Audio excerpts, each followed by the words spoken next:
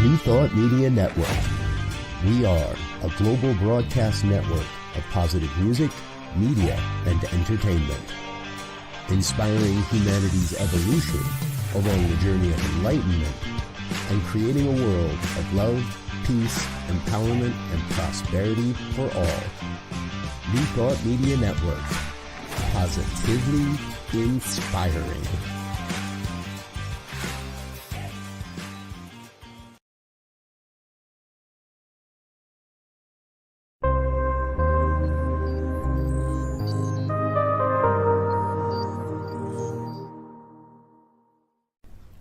New Thought Media Network.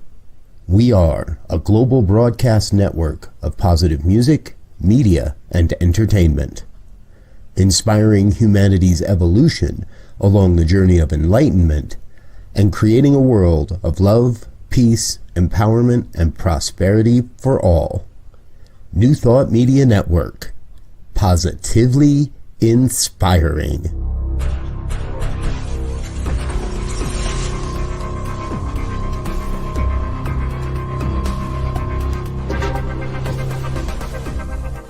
Live from a secure concrete bunker somewhere in Ohio, New Thought Media Network presents Pastor Michael Mangus with Friday's Fireside Chat, spiritual conversation for today.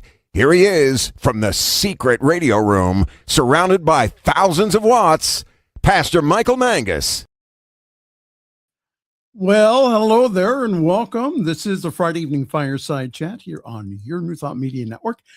I am Reverend Michael Mangus, broadcasting live this evening from the extra secure concrete bunker somewhere around Akron, Ohio. That is so top secret that only one person knows where it's located. Everyone else, especially that Reverend Dr. Robert Brzezinski, who I have some news for you here about him this week, and also that Reverend Jeff Radcliff. They do not know where the secret bunker is located, and we are going to keep it that way. Because there's sometimes I just want to just hide in the concrete bunker. Well, hi there. Good evening. We do have a wonderful show for you tonight. Please feel to interact with us here on Facebook or on YouTube. And again, all my Shay people out there, yeah, I know. You don't want to interact on either Facebook or YouTube, especially when it has to do with this show. I get it. I understand. pastormichaelmangus at gmail.com. pastormichaelmangus at gmail.com. So the purpose of our weekly get-together is to have something warm to drink. I have my Christmas mug this evening, and it's coffee this evening, Reverend Jeff. Just coffee. Well, we sit around the fire and we talk about contemporary issues from a New Thought spiritual perspective. And again, that I want us all to have a new thought about what is going on. I just, it scares me when I hear individuals saying, well, I don't want to listen to the news anymore. I get that. Just don't have the news on 24 hours a day, 7 days a week. And know that the news is in effect. However, that it is important to be aware so that we know how to counter it with not only our thoughts, but also our actions. Ladies and gentlemen, all the way from the great state of Tennessee. You got to stop saying that. Why? I'm seeing stuff go down in our legislature that makes them not great. Okay. Well, can I say greater state of West Virginia? Yeah, that's fine. Oh, that's okay. Yeah, but don't put the word great with Tennessee anymore, because this place is something else. There's a bill. They just introduced a bill that would level the death penalty on any woman who has an abortion. Well, anyhow, let me finish introducing you. If you don't know him, he's a mind science minister and the co-host of the Friday evening Fireside Chat, the Reverend Jeff Radcliff. as well as co-host of Divine Science Everywhere, which is shown on New Thought Media Network, 4 o'clock Eastern, 3 o'clock Central. That's a shameless plug. And 2 p.m. Mountain, because Rev Doc gets all upset if he doesn't get included in anything. Okay, really good. Well, once again, because you weren't on the show last week, we started to get conspiracy phone calls. Uh-oh. Wondering what happened to Reverend Jeff. So I want to thank Batman, otherwise known as the Reverend Dr. Raymond Anderson, for filling in last week. See, we had to have Batman come in. Well, that's okay. We've got his building down here in Nashville. Well, we know why everyone tunes in weekly here on the Friday Evening Fireside Chat. It's not for me. It is for Reverend Jeff's story of the week. And you know, it would have been perfect for last week, but I wasn't here, so we'll have to do it a week late. Okay. Well, the legal department, who on Fridays, this is the last thing that they do before they leave for the bar. And I'm not talking about the legal bar. I'm talking about the bar. Bending the elbow bar. Yes.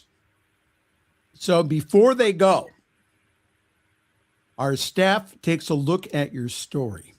And they said, and I quote them, "It looks like the aftermath of the annual holiday party at the New Thought Media Network." Well, it definitely looks like the last banquet from International New Thought Alliance that we were at together a couple years ago. Remember that one? Now, when did you start? Now, you started the food fight, though, didn't you? I plead the fifth. Well, anyhow, the Reverend Dr. Robert Brzezinski, who is going to be out of the office next week. Ooh. So he has put me in charge. Uh-oh. He told me today, he said, Reverend, he says, just don't touch the red button. Everything else should be okay, but don't touch the red button. You don't know about the red button? Well, yeah, I know. It's everything just goes up. He told me what its original purpose was for, and I couldn't believe it. Which was? Whenever he pushes the red button, somebody brings him a Diet Pepsi. You Rev Doc? Uh-huh. Oh, okay. You know that? He's a Diet Pepsi guy. I thought that was Donald. Donald likes Diet Coke, right? Okay, yeah. Yeah. Rev Doc likes Pepsi, so. Okay. Well, he's doing a diet now, which is why he needs that 0 calories stuff. Well, he spun the wheel of F's. Okay. To give you the weekly quota of F-bombs that you need. Okay. And the number landed on 12. Now, because you have not been using your allotted F-bombs, legal told me that 12 should be enough. However, they said that if not, I can add 3 more. Okay. And the news this week has been unbelievable. And as my friend Tim talks about the fire hose effect, I mean, it's just been just nuts what's been on the news. But anyhow, before we get to the news, I want to wish everyone again a happy beginning of March. That's coming up here.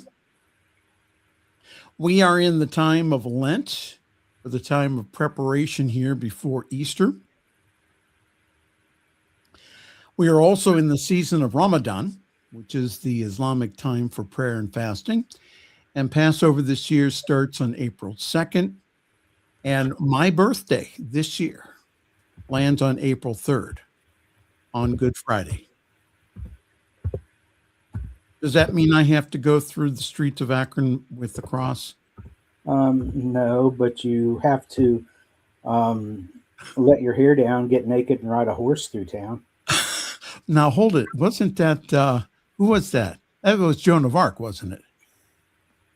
No, it was Lady Godiva. Lady Godiva. Okay. Yeah.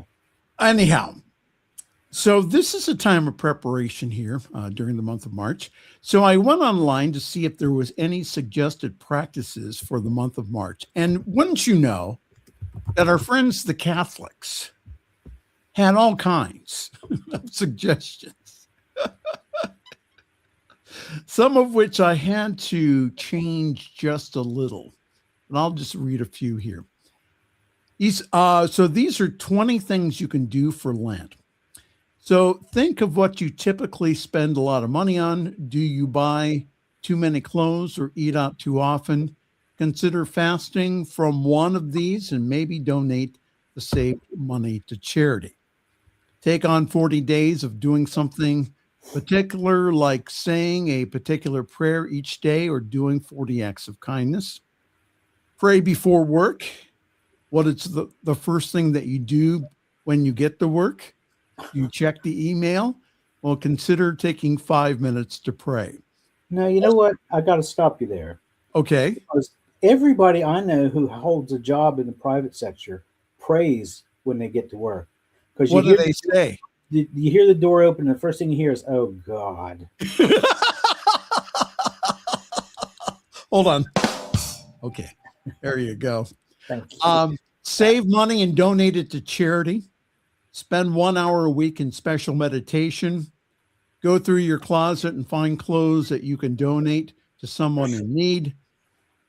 Don't just pick out the clothes that you don't like or will never wear. If you have kids, they can do the same. Maybe they could also find a new or a few toys that they would consider donating. So this is my new thought practice here. Write down 10 beliefs that you would like to change, and then write down the spiritual opposite. Repeat your new beliefs daily out loud. How does that sound? Sounds okay. It's doable. You're just not very enthused this evening. I'm waiting for you to drop all those other little news shoes. You mean the news here coming up? Yeah. I'm preparing myself for it. Okay. Well, ladies and gentlemen, buckle up. It is time once again for the news.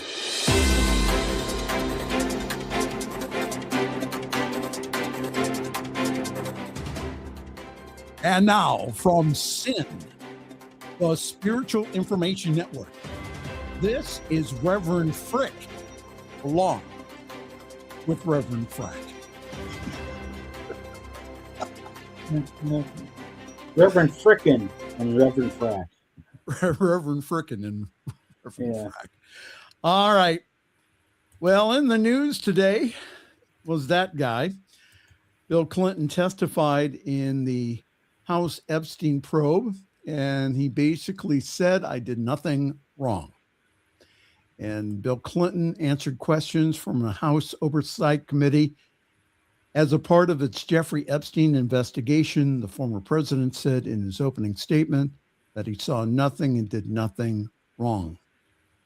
The deposition was happening behind closed doors in Chappaqua, New York, although Republicans are aiming to release the video of the testimony within days, a source told CNN. And the appearance comes one day after the committee interviewed Hillary Clinton. In both of their opening remarks, the former president and also Secretary of State Hillary Clinton said that they did not understand why Hillary was asked to testify when she had no interaction at all with Jeffrey Epstein. Now, Reverend Jeff, do you think that that may have been political? Curious minds want to know. I think it probably was. They've been out after her for years. Well, once again, that she was pretty feisty during this encounter here. The Clintons, both in their opening remarks, denounced the behavior of Jeffrey Epstein and asked for justice for the victims.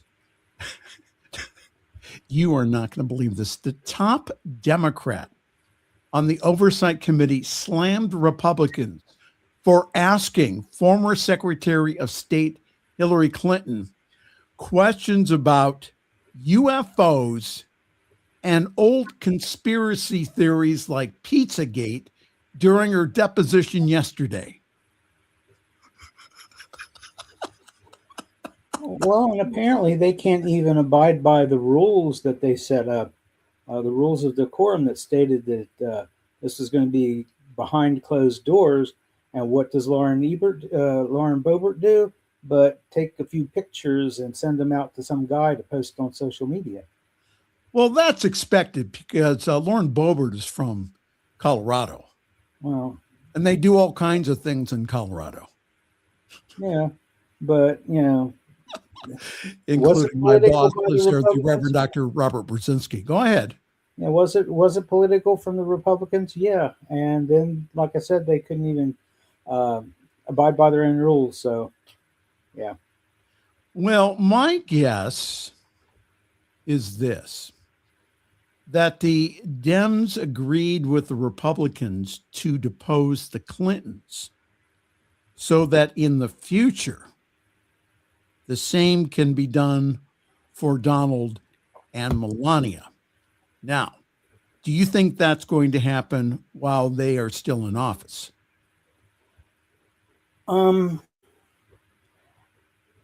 They have the Democrats have a better chance, I think, of flipping the House. They may be able to flip the Senate. I don't know, but they need to do both in order to get anything accomplished.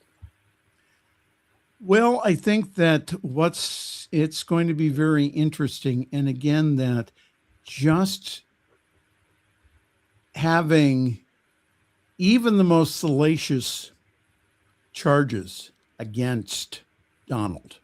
And again, that the DOJ is deliberately holding files back from an interview, an FBI interview done with one of the victims. And that they are intentionally just, again, holding it back. So I don't think that's going to get him out of office, though. I think that, again, that what's going to get him out of office, or at least have him think about it, is having the Democrats go ahead and try to impeach him again. Your comments, Reverend Jeff. Well, that's a possibility I hadn't really thought too much about. Maybe he can invite more Olympic gold medal winners to the White House, and maybe a Big Mac will kick in on him. Who knows? We'll talk about that in a moment. Okay. Well, the fallout continues here worldwide, including with Deepak. And this week, a statement was issued by the spiritual leader of the Centers for Spiritual Living, the Reverend Dr. Soni Cantrell Smith. It says, acknowledging Deepak Chopra's correspondence with Epstein, and CSL formally severs any ties to Chopra in education, also publications. I'm not going to read the whole thing, but it says that correspondence with Chopra reveals language that trivializes harm, invokes secrecy, and reflects profound power imbalance. In light of these revelations, we are taking steps to address the situation. First, out of a deep respect for the survivors of abuse and in keeping with our high ethical standards, we are removing any educational materials that we have used in the past relating to Chopra. A lot of the classes that we offer, again, have materials, again, written by Deepak Chopra. He is removed from all CSL programs and offerings. We believe it is essential that the resources that we provide as a spiritual community align fully with our commitment to safety, integrity, and spiritual empowerment for everyone. Now, you made a good point before us coming on the air. You said that nothing has been proven about Deepak. Right. So if something like this happened at a center with either the senior minister or a youth minister, and that, again, that there were allegations, don't you think that they would be put on leave? Absolutely. I do. And they should be investigated to the fullest extent. Here's my issue with all these people whose names are in the files who are being... I'm going to get myself into some deep trouble here, but here goes. The views expressed are mine alone and not of any of the spiritual organizations I'm a part of. Now, take what you like and leave the rest. Go ahead. Just because your name shows up in the files doesn't mean you did anything wrong. Right. That all needs to be looked at, but I think a lot of people can be exonerated. However, I do think that they are throwing some people under the bus. They are doing the whole guilt by association thing. Now, granted, some of this stuff doesn't look good. I mean, Clinton showed up in pictures of him being in a hot tub and in a pool. Deepak said some pretty unspiritual things. Now, when it comes to Deepak, he has been a spiritual mentor and guide for a lot of people for a lot of years. Yes. Does him showing up in the files automatically do away with any of the good that he's done up until this point? Well, that was part of the article that Reverend Dr. Brzezinski wrote this week for Substack. And he says that we have legal on the phone now. And also that he says that Deepak caused harm through what he was saying to Jeffrey Epstein and also his association with Jeffrey Epstein. Right, and I get that, but like I said, the books and the teachings and the meditations from years ago, are they discredited now simply because this has come up? Or can we see this as we would look at what the Bible taught about Jesus? And the standard Christian teaching on Jesus is that he was fully God and yet fully man at the same time. Right. Now, there are stories in there about him that are clearly, this is just a man doing man things, doing whatever. And then there are stories in there about him where he has taken on the role of Christ and, exhibiting his full divine nature. We can't divorce the one from the other, is my point. Okay, so but do you still hold him responsible, though, or does it warrant more investigation, no, from the emails? Okay. Yeah, absolutely it does. But I'm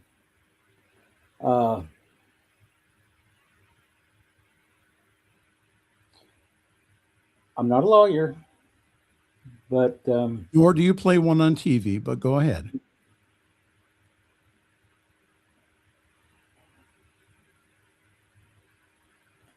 on the internet, anybody can be anything they want to be.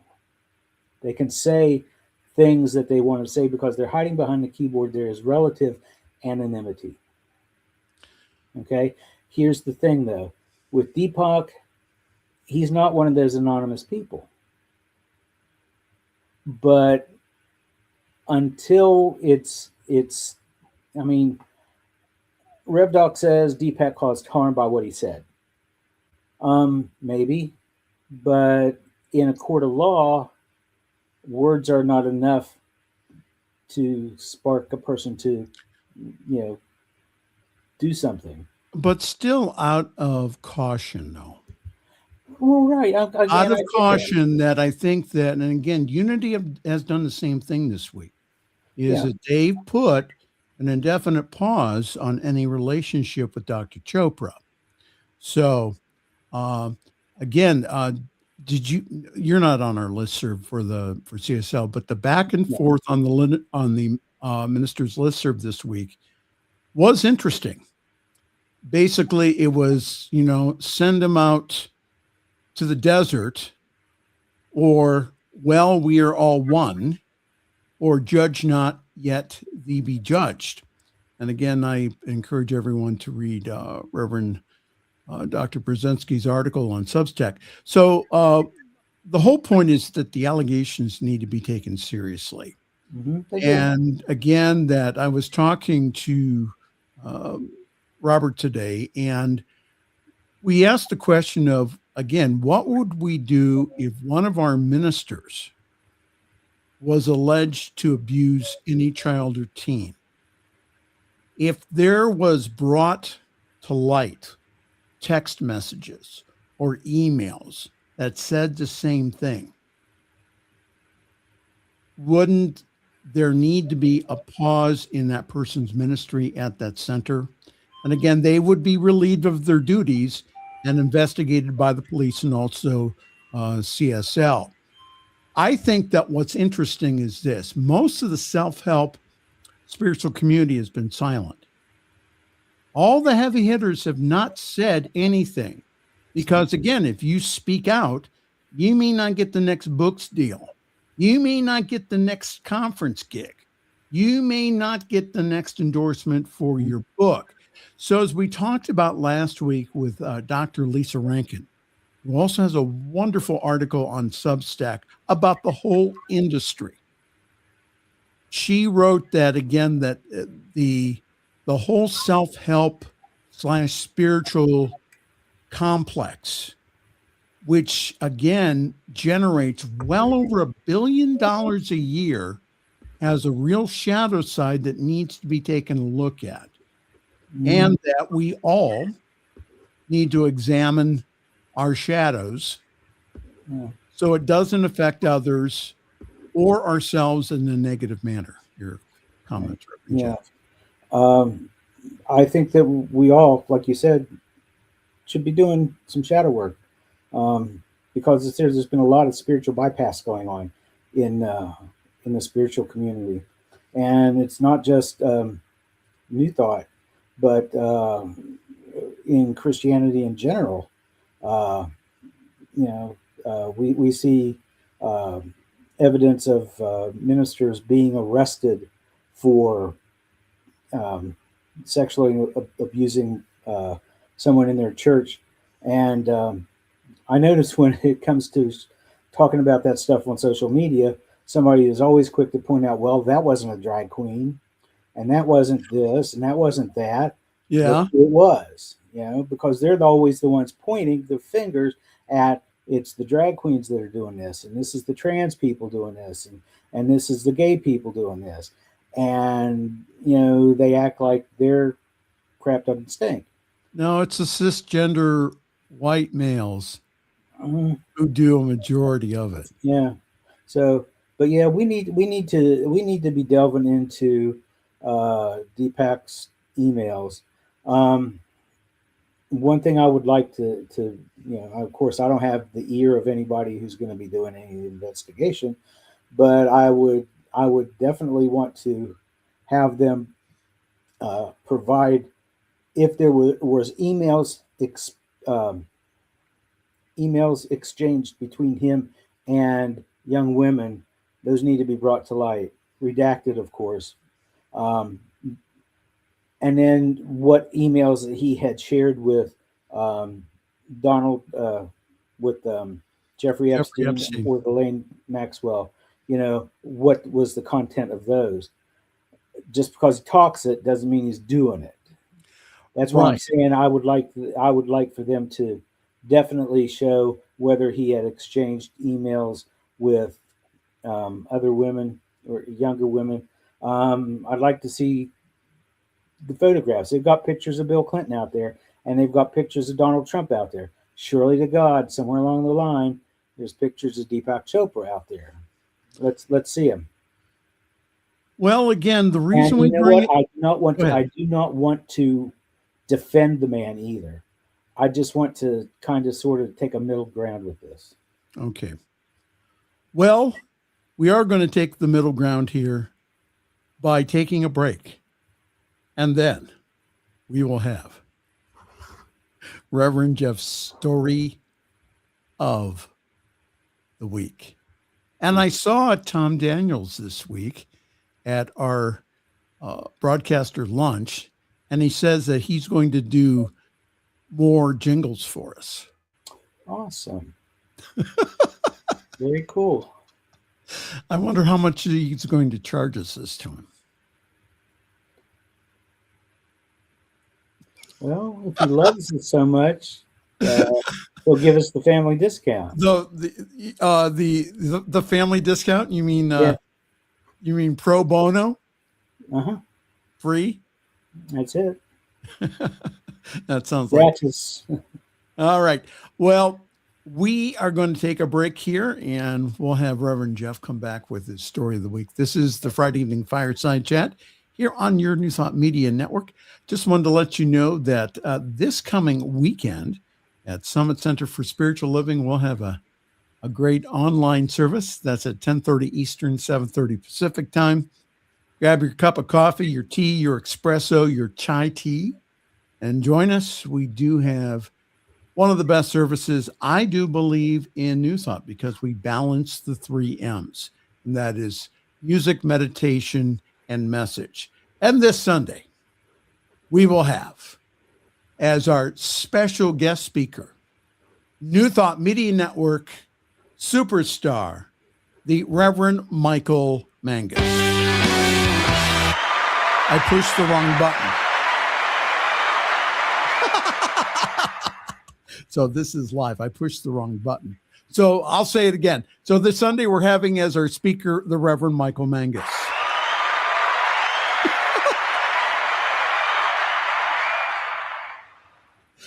Oh, that one should be edited out.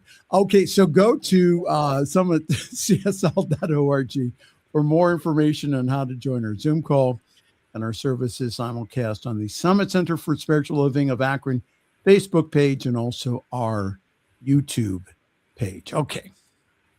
We'll be right back in just a moment. This is the Friday Evening Fireside Chat here on your New Thoughts Media Network. Come expand your spiritual journey. Join us for Just the Talk. Sundays, 1 p.m. to 6 p.m. Mountain Time. Experience Unity Kitchener and Ottawa. Center for Spiritual Living Midtown. Center for Spiritual Living Denver. Unity of Garden Park. New Thought Philadelphia. The Sunshine Cathedral. Unity of Savannah. And the Ohm Center for Spiritual Living. Come unleash your spiritual potential with New Thought Media Network.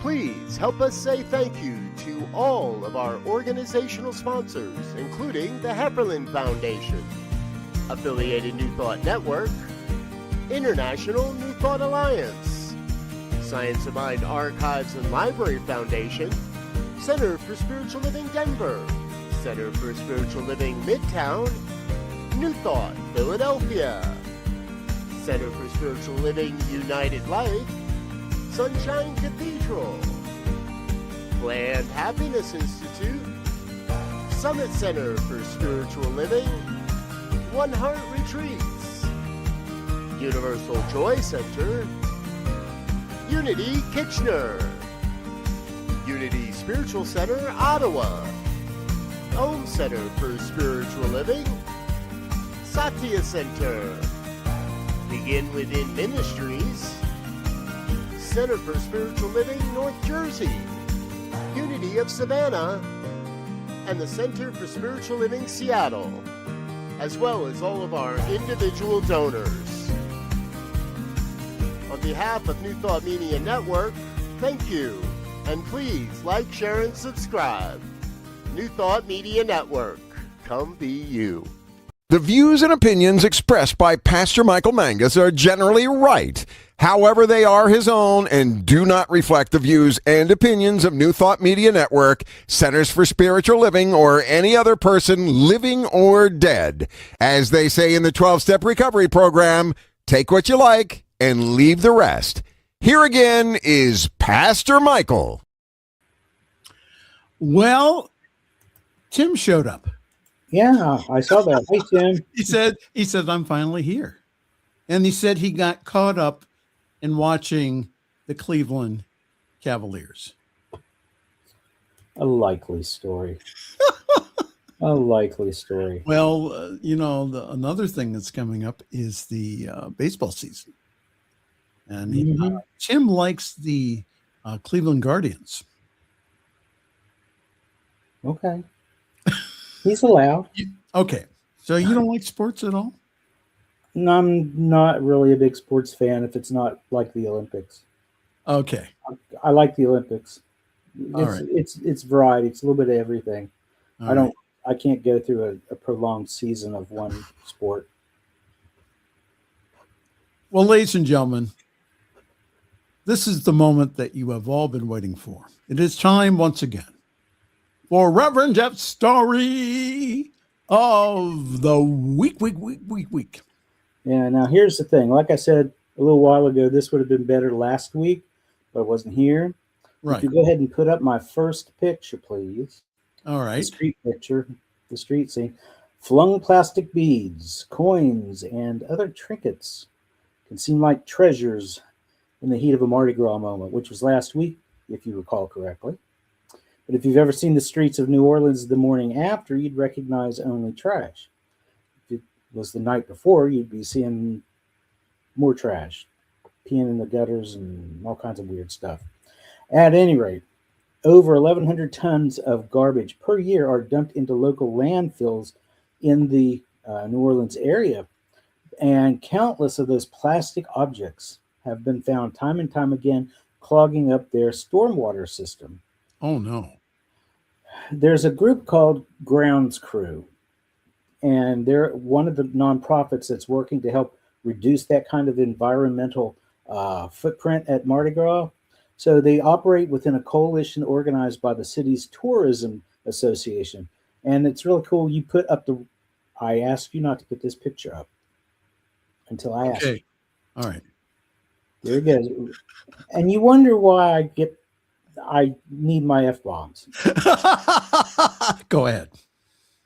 So anyway, the coalition works with the Tourism Association. They're called Recycle Dat.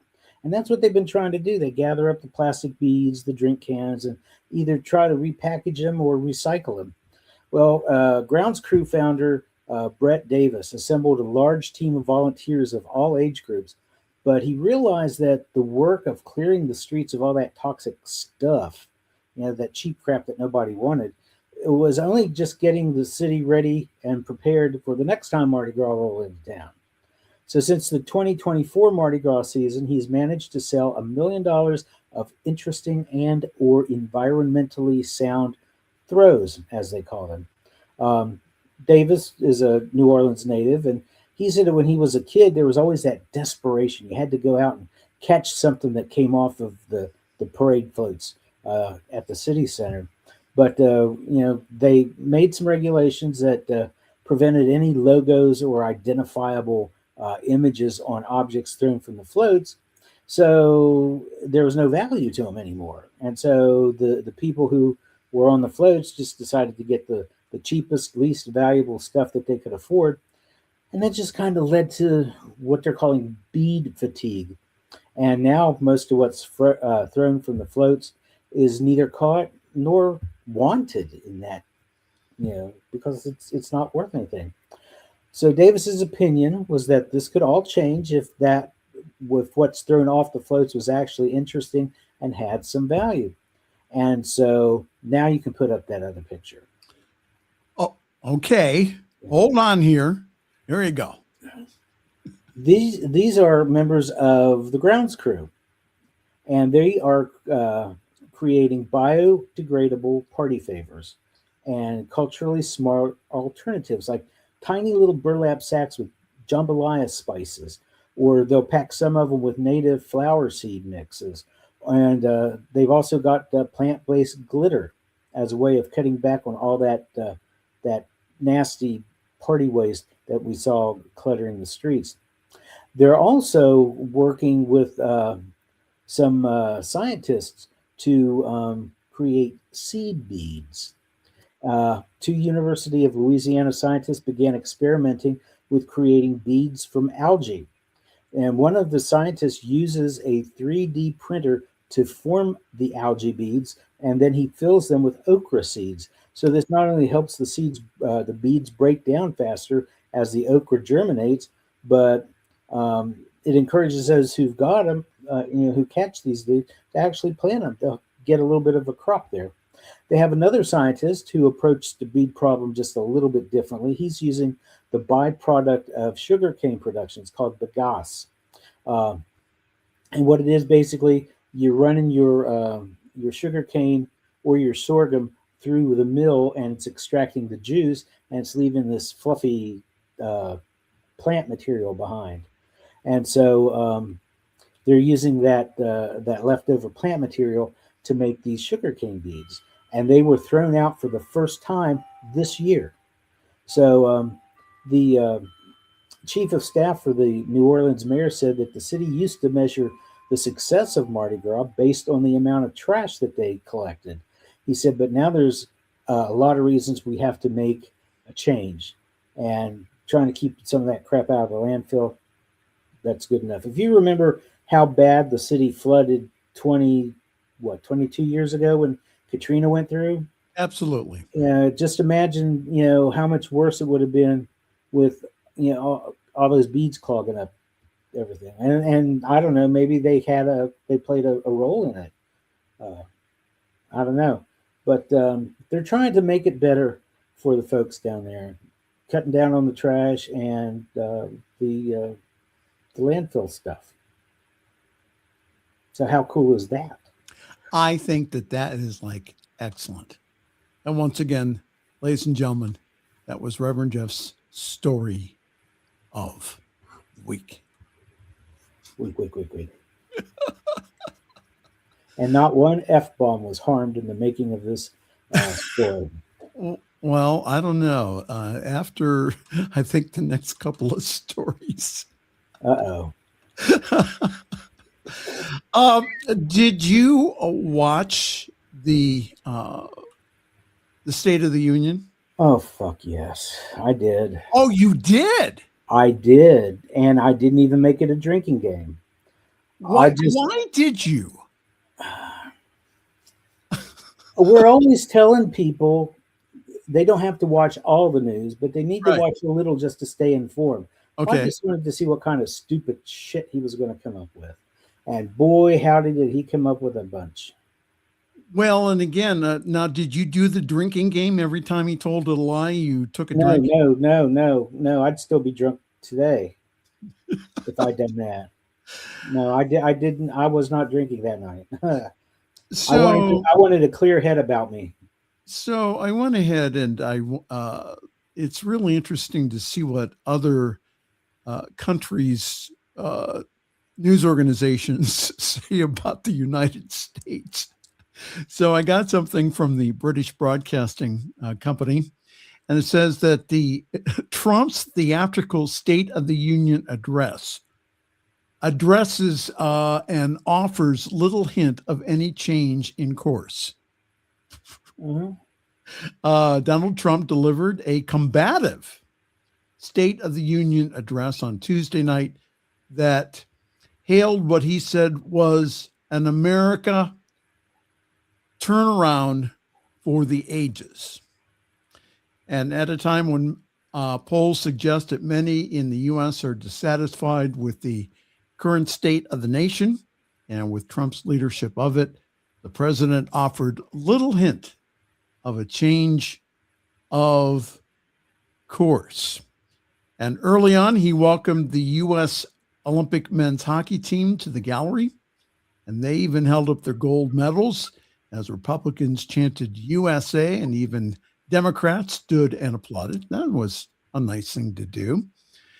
And although his record or his speech set a record for length of 107 minutes, these moments quickened the pace of the evening and fit with the president's larger theme of American patriotism, and also accomplishment. However, there was some interesting events that happened during the event, including Houston Representative Al Green being removed for the second year in a row from Congress during Trump's speech. Green, who was escorted out of President Donald Trump's address to Congress last year, held up a sign reading "Black people aren't apes" on Tuesday evening as Trump walked into the House chamber. U.S. Representative Al Green, the Houston Democrat, who's in the midst of a primary fight for his political life, was again removed from the House chamber during a speech by President DT. So minutes into Trump's State of the Union address on Tuesday in Washington, Green was escorted out.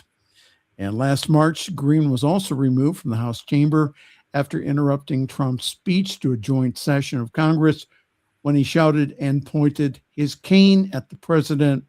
And again, he was censured over the outburst. So Tuesday evening, he held up a sign that said, "Black people aren't apes." It was the reference to a racist video on Trump's social media account, posted and then deleted earlier this month, that depicted former President Barack Obama and also First Lady Michelle Obama as apes. But that wasn't the only individual that was escorted out. Representative Omar's State of the Union guest was removed and arrested during the speech. Representative Omar said that Aliyah Rahman, who was previously injured in an arrest involving federal agents, was forcibly removed and treated aggressively at the Capitol. And what happened is that she just stood and stayed silent. And so the Capitol Police took it as a protest. And they said in their statement, "All State of the Union tickets clearly explain that demonstrating is prohibited," and that approximately 10:07 p.m., a person in the House gallery started demonstrating during the State of the Union address. All she did was stand and stay silent. The guest was told to sit down but refused to obey our lawful orders. It is illegal to disrupt Congress and to demonstrate in the congressional buildings. So 43-year-old Aliyah Rahman from Minneapolis, Minnesota, was arrested. Your comments, Reverend Jeff. She wasn't doing anything that the rest of the Republican or what the rest of the Democrats weren't doing, because they had already decided that they were going to stay silent during Trump's speech. Drove him crazy. You could tell it was driving him crazy, and it worked. Well, they had it pretty crowded, though. Didn't the Speaker of the House, Mike Johnson, didn't he fill in the seats? That's what it looked like he did. Yeah, well, he's he's almost done. I mean, you can stick a fork in him; he's about done. So, yeah. So, and we were talking about this earlier, but U.S. hockey star Hillary Knight responds to Trump's distasteful joke about the women's team. Hillary Knight, the captain of the U.S. women's hockey team, responded to comments made by DT after the Americans won the gold at the Winter Olympics, the men's hockey team, calling the president's quip a distasteful joke. After the U.S. men's hockey team won gold on Sunday, Trump called into the locker room celebration and invited the players to be his guest at Tuesday's State of the Union address. And earlier at the White House, he tried to give them a heart attack by feeding them McDonald's. He said, "I must tell you, we're going to have to bring the women's team. You do know that, and I do believe I'll probably would be impeached if the women's team was not invited." And several of the men's players were captured laughing at Trump's comments in the video that went viral. Knight, who is a 5-time Olympic medalist, who's one of the most decorated players in women's ice hockey history, addressed Trump's remarks on Wednesday in an appearance on SportsCenter. She said, "I thought it was sort of a distasteful joke, and unfortunately that is overshadowing a lot of the success of just women at the Olympics, caring for Team USA and having amazing gold medal feats." She also said, "We're just focusing on celebrating the women in our room, the extraordinary effects, and also continue to celebrate 3 gold medals in the program's history, as well as the double gold for both the men's and the women's at the same time." And really not detract from that with a distasteful joke. yeah, I don't know why anybody expected anything different from Trump. He's demeaned women his entire life. To downplay their accomplishment was really bad form. And they came up with a nice, polite way of refusing the invitation, but we all know they were pissed. As they Well, should. wouldn't you be? I mean, Yeah, yeah. that's what it should have been. Again, now the men, those are professional hockey players from the NHL. And I don't know if the women were paid or not, but I don't think they're paid the same. Probably not. So, but again, congratulations to our ladies and also to the men who again pulled out again the first gold for Team USA since 1980, since the miracle against the Russians. So again, I just think it was just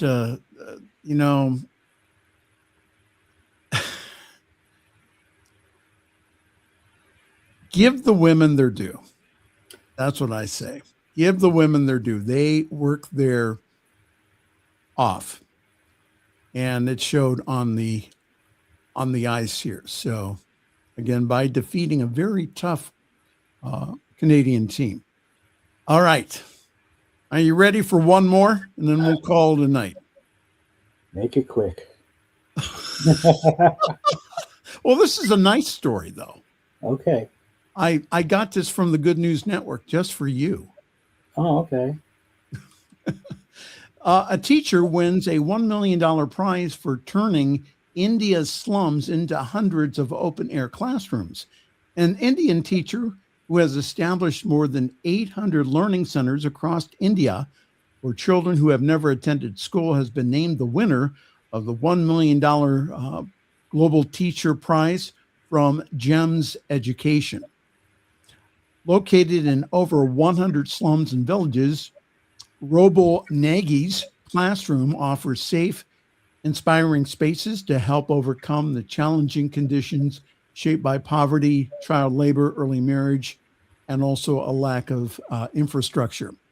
So rather than seeing these realities as barriers, Ms. Nagy designed education around real life, flexible schedules for working children, hands-on learning using recycled materials, and practical skills that demonstrated the immediate value to families. And that is her working with the children in India. As a result, her program has reduced dropout rates by more than 50% and also improved the long-term school retention. Robo plans to use the $1 million prize money to build a free vocational institute and digital literacy training program to help transform the lives of millions more marginalized young people in India. Very cool. That is love thy neighbor in action right there. And as you know, every week, Michael and I tell you that we know that this stuff is difficult to be fed day in and day out, to see it coming at you. Don't watch all the news if you don't have to. Watch enough of it so you stay informed. But please remember your spiritual practices. Pray, meditate, do some good deeds for somebody or something. Make life better, because that's what we're here for, to lift one another up. Absolutely. And again, you don't have to start something like what this teacher did, but maybe help out a neighbor, or mentor a young person in your neighborhood, or give them the summer's coming up, so give them a summer job, or try to, again, just to spread a little love around. And again, it does not the revolution does not have to happen by you going out there and protesting all the time. It happens by us doing acts of kindness. And that's how this whole thing's going to turn around in this country.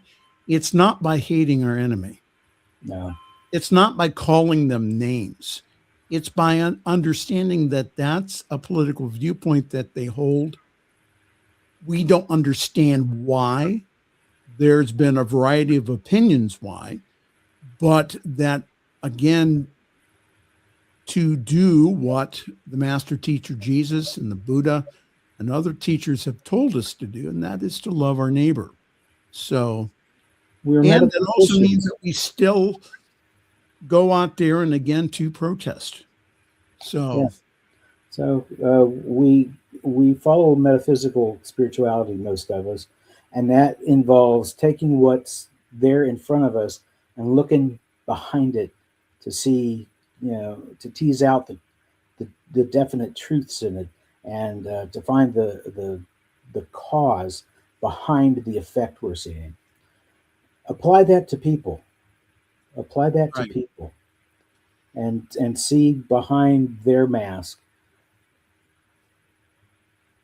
Absolutely.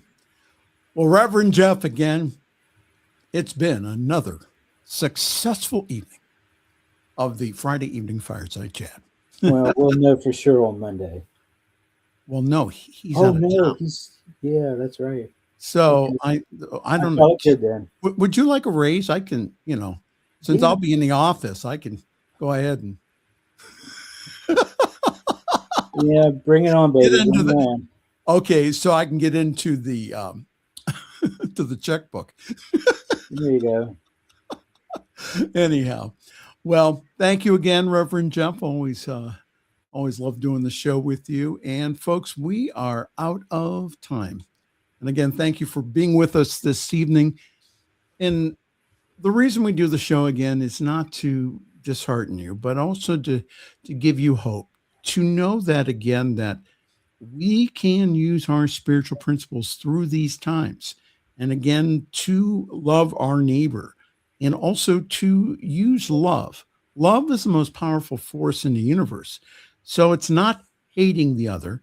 It's not calling them names, but it's trying to get them into a conversation and say, well, that's an interesting way of putting it. Explain a little more. All right.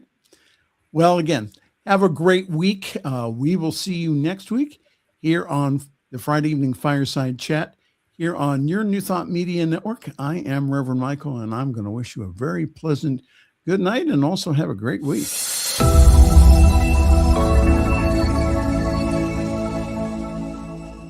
Thanks for joining us this evening for Friday's Fireside Chat with Pastor Michael Mangus. Join us again next week at 8 Eastern, 6 Mountain for more spiritual conversations for today. For more information and replays of past shows, please visit the New Thought Radio and Media Network's Facebook page. Until next week, may God bless you richly and abundantly.